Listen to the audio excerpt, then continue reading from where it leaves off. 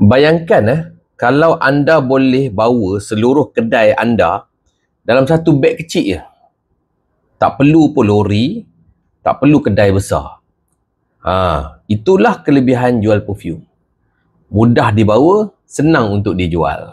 Saya pernah jumpa seorang peniaga wanita. Nama dia Kak Liza. Dia ni dulu cuba jual tudung tau dan pakaian. Setiap kali dia berbisnes, satu kereta penuh dengan stok.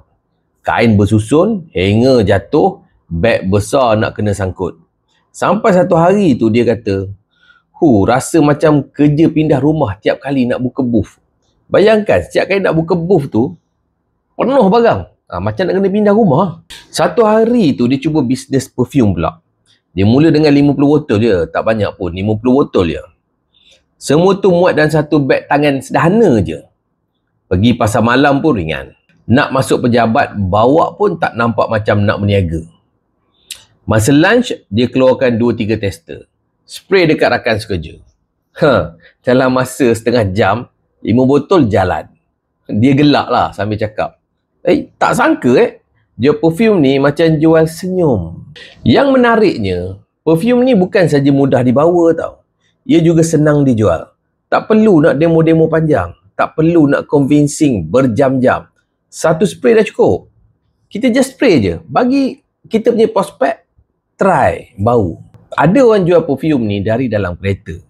Ada yang bawa dalam beg masa pergi keduri. Ada yang bawa masa balik kampung.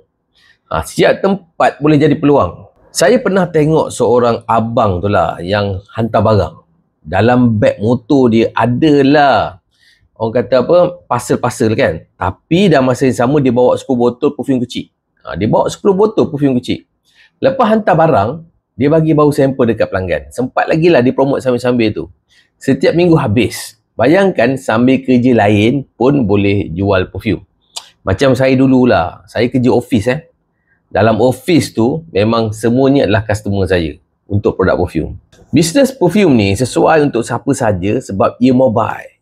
Anda tak perlu store besar, tak perlu pekerja ramai. Dengan modal kecil dan beg kecil, anda boleh jana income besar.